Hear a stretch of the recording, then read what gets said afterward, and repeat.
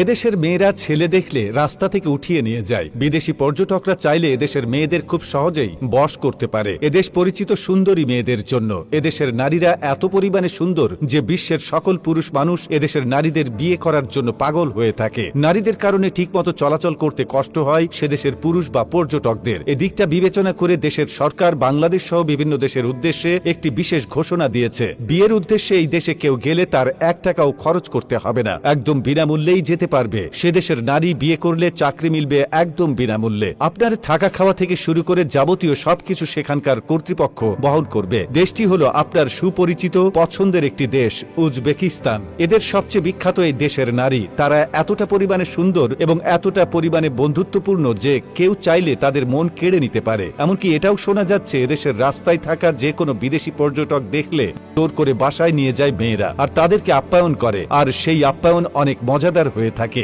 বর্তমানে এশিয়ার এই দেশ অত্যন্ত গুরুত্বপূর্ণ রাজনৈতিক ও বড়লোকদের কেন্দ্রবিন্দু হয়ে উঠেছে। উজবেকিস্তানের প্রায় 90% মুসলিম বসবাস করে সেই দেশে। সবচেয়ে আকর্ষণীয় বিষয় হলো এদেশের নারীরা কিন্তু বেলি ড্যান্সে খুবই পারদর্শী। মধ্য এশিয়ার খনিজ সম্পদে সমৃদ্ধ মুসলিম দেশ উজবেকিস্তান। দেশটির শত শত বছরের প্রাচীন মসজিদ এবং প্রাকৃতিক সৌন্দর্যের কারণে দেশটি পর্যটকদের আকর্ষণের মূল কেন্দ্রবিন্দু হয়ে উঠেছে। এদেশের প্রাকৃতিক সৌন্দর্যের মতোই এদেশের নারীরাও চোখ ধাঁধানো সুন্দরী, যেন রাস্তায় রাস্তায় পরি ঘুরে বেড়াচ্ছে। তাছাড়া এই দেশটি আমাদের বাংলাদেশের চেয়ে প্রায় 3 গুণ বড়, কিন্তু দেশের জনসংখ্যা মাত্র 3,50,00,000। উজবেকিস্তানের মাটির নিচে প্রচুর খনিজ থাকার কারণে দেশের অর্থনীতি খনিজ সম্পদের উপর ব্যাপকভাবে নির্ভরশীল। উজবেকিস্তানে বিশ্বের বৃহৎ 4র্থ স্বর্ণের খনি রয়েছে। দেশটি প্রতি বছর 80 টন সোনা খনি থেকে উৎপাদন করে থাকে। আর উজবেকিস্তানে নারীদের বিয়ে নিয়ে যে কথা বলা হয়েছে তার সত্যতা পাওয়া যায়নি, কারণ কিছু মানুষ টাকার আশায় আপনাদের ভুল তথ্য দিয়ে থাকে। কোনো সিদ্ধান্ত নেওয়ার আগে সত্যতা যাচাই করে নেবেন। আসলে কিছু দলালরা এই ধরনের প্রলোভন দেখিয়ে হাতিয়ে নেয় লাখ লাখ টাকা। তাই সাবধান থাকুন এই সকল প্রতারকদের থেকে।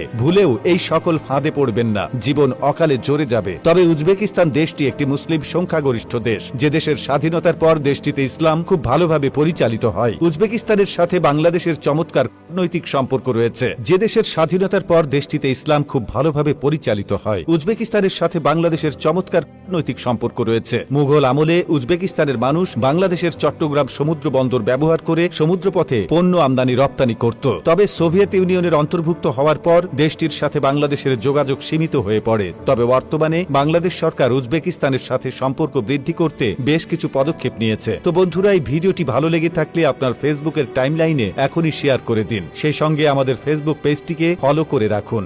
আর এই ভিডিওটি কেমন লেগেছে আমাদের কমেন্ট করে জানিয়ে দিন। আবারও আসবো নতুন কোনো তথ্য নিয়ে। সে পর্যন্ত ভালো থাকুন, সুস্থ থাকুন। এতক্ষণ আমাদের সাথে থাকার জন্য আপনাদেরকে অসংখ্য ধন্যবাদ।